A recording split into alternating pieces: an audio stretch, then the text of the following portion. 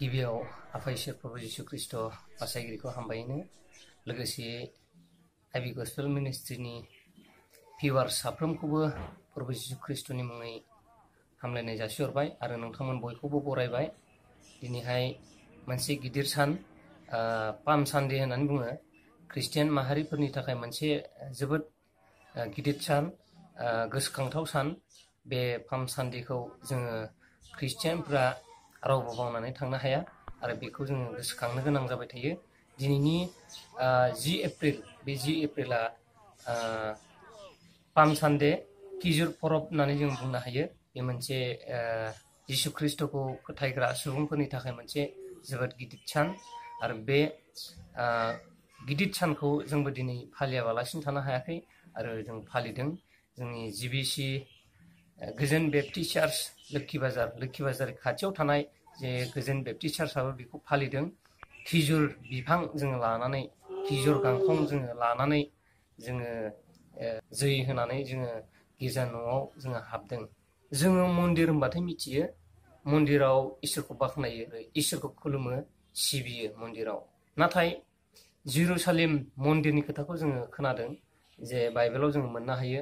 बे जेरुसालेमनि मन्दिरा दाखुफोरनि दन्दर जाबायमोन होननानै बुंदों बाइबेलाव। दाखुफोरनि दन्दर माने ओरैबायदि खालामबायमोन बे जेरुसालेम मन्दिरखौ मानसिफ्रा, जे बेवहाय इसोरखौ खुलुमनाय जालामोन। बे जायगायाव इसोरखौ खुलुमलामोन बे जेरुसालेम मन्दिराव। नाथाय बेखौ जिशु ख्रिस्ट'आ फोसाबफिनदों आरो बेखौ बुंदों बियो इसोरखौ खुलुमग्रा न' जागोन होननानै बुंदों। माथाइनि 27:2 जों फरायब्लाथाय मोननो हायो। जिसुआ मन्दिराव हाबनानै गोथार न'आव फानग्रा बायग्राफोरखौ हुनहैबाय आरो फैसा सोलायग्राफोरनि आरांगाफोरखौ आरो फारेव फानग्राफोरनि जग्राफोरखौ नारख्लाय-नारख्लि खालामनानै बिसोरखौ होनबाय, लिरनाय दं, आंनि न'आ आरज खालामग्रा न' होनजागोन, नाथाय नोंसोरो बेखौ दाखुफोरनि दन्दर खालामो।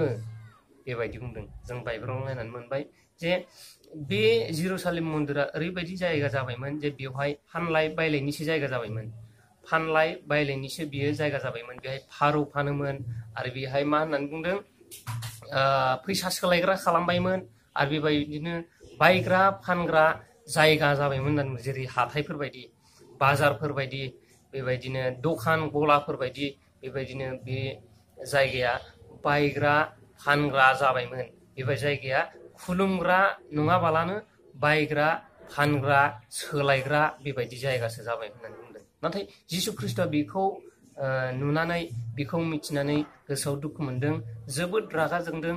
बियो मन्दिराव हाबलांदों। मन्दिराव हाबनानै बेवहाय फैसा सोलायग्राफोरखौ आरो बेबायदिनो फारौ फानग्राफोरखौ, आरांगाफोरखौ बियो नारख्लाय नारसि बियो खालामहैदों। बियो रागा जोंदों जे मन्दिरानो जानांगौ, मन्दिरा इसोरखौ खुलुमग्रा जायगासो जानांगौ। बेनिखायनो बेबायदि जानो मोना।